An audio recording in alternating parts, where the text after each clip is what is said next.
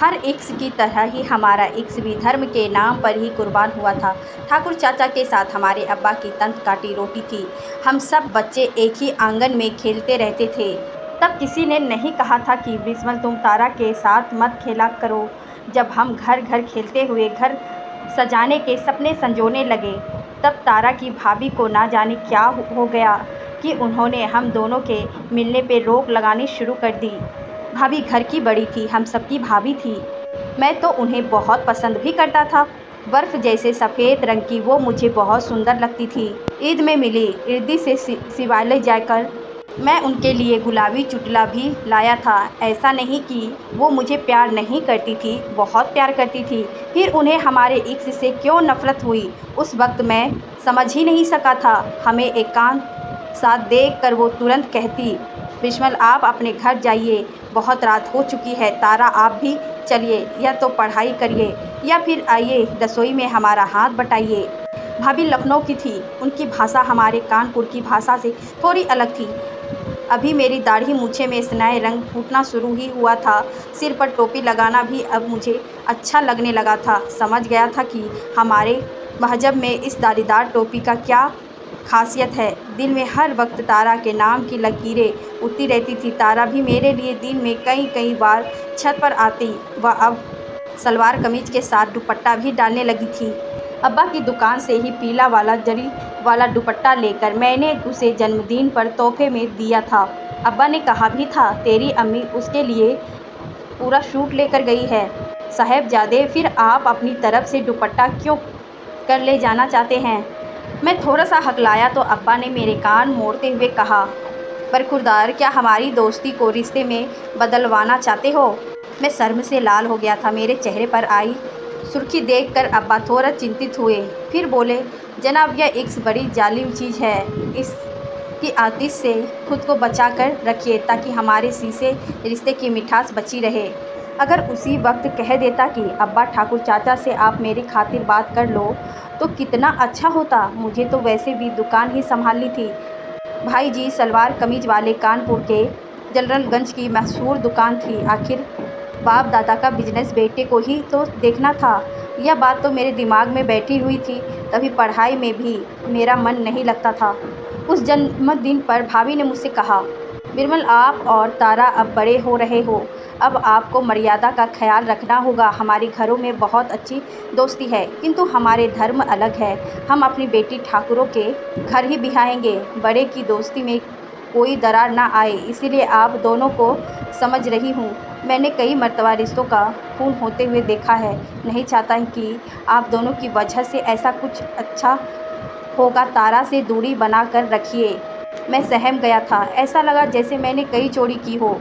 Dabur by आंखें लिए बिना तारा से बिना ही मैं वापस आ गया। उस पूरी रात में सो नहीं सका। दूसरी सुबह तारा भी छत पर नहीं आई। मेरे भीतर पनपा एक से सुनग उठा। उसे किसी भी तरह एक नज़र से देखने को मैं बेचैन होने लगा। छत और आंगन की कई चक्कर लगा लिया, पर भाभी छोड़ तारा एक बार भी नहीं दिखी। भाभी मुझे टहलते देख कर बोली भी थी, जाकर पढ़ लीजिए। हाई स्कूल की परीक्षा ज़िंदगी में आगे बढ़ने के लिए पहली सीढ़ी होती है। मैं समझ गया कि वह मेरी बेकरारी को समझ मुझे ताना मार रही है। जी किया छत पर पड़ी ईंटा उठाकर उनके ऊपर दे मारूं, पर डबरबाई आंखें लिए नीचे आ गया। दोपहर तक अचानक शहर ही जल उठा। नारे तकबीर और जय श्री राम के नारे ने गलियों की गंगा जमनी तहजीब को नंगा करके रख दिया। मैं समझ नहीं पा रहा था कि हो क्या रहा है। जनरलगंज से अब्बा को ठाकुर चाचा अपनी कार में छिपाकर लेकर आए। हम सब ठाकुर चाचा के घर में छिप दिए गए। ठाकुर चाचा ने ही खबर दी कि हमारी दुकान जला दी गई है। 8 दिन हम उनके घर के नीचे बने तहखाने में छिपे रहे। उस वक्त भी भाभी ने हम सब का बहुत ख्याल रखा था। ठाकुर चाचा बाहर के सभी लोगों से छिपकर हमारे लिए बहुत सारे इंतजाम करते रहे। फिर अब्बा ने अपनी और मेरी टोपी बैग में रखकर चैन लगा दी। रात के अंधेरे में हमें अपना शहर और देश दोनों छोड़कर विदेश जाना पड़ा था। कई वर्षों तक अब्बा और ठाकुर चाचा का टेलीफोन पर संपर्क बना रहा। फिर उस वक्त ने दूरियों को गले लगा लिया। बीते कई वर्षों के अंतराल के बाद इस साल कई बार भाभी का फ़ोन आया कि उनकी तबीयत बहुत ख़राब है, वो मिलना चाहती है। तब मुझे दुबई से आना ही पड़ा। भाभी का सफ़ेद चेहरा पुराना कागज़ सा पीला पड़ा हुआ था। मिलते ही भाभी ने हमें हमारे घर के कागज़ दिए और कहा, बहुत सालों से आपकी अमानत संभालती हुई थी, अब आपके हवाले करती हूँ। बड़े की दोस्ती में कहीं दाग ना लगे, इसीलिए अपनों से लड़कर भी हवेली बचाती रही। मुझसे रहा नहीं गया, पूछ ही बैठा, भाभी आप इतनी अच्छी हो, फिर भी आपसे एक बात पूछना चाहती हूँ, तारा के बारे में। नहीं, आप बस यह बताइए, जब आपने हमारे परिवार का तब से लेकर अब तक इतना ख्याल रखा तो आपको मेरा और तारा का मिलना क्यों मंजूर नहीं था? आप अभी तक बात को दिल में गांठ कर बैठे हैं। जी, मुझे तारा कभी नहीं भूली, यहाँ तक कि मैंने अपनी बेटी का नाम भी तारा ही रखा है। ज़िंदगी में आगे भी बढ़ा, जितना खोया था उससे कहीं ज़्यादा पाया, पर तारा मेरी दुनिया में आज भी टिमटिमाती रहती है।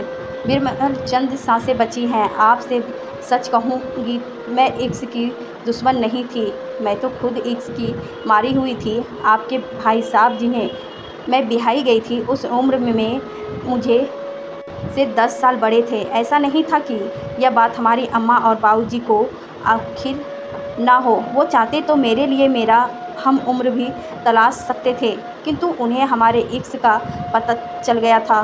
बस मेरी पढ़ाई छुड़वाकर बिना कुछ भी सोचे समझे तुरंत हमारी शादी कर दी गई। हमारी सहेली ने ही हमें बताया था कि उसने जहर खाकर अपनी जान दे दी थी।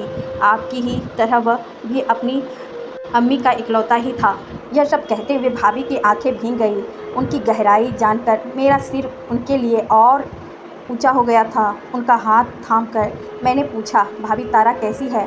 भाभी ने आंखें मूंदते हुए कहा, जैसी आपकी यादें में है उसे वैसी ही रहने दीजिए। भाभी गहरी नींद सो चुकी थी। मैं छत पर चला आया। दरक चुकी दीवार के बीच भी नीम के नन्हे नन्हे 2 पौधे मुस्कुरा रहे थे। कड़वी नीम गहरी चोट पर भी ठंडा लेप ही देती है, बिल्कुल भाभी की तरह।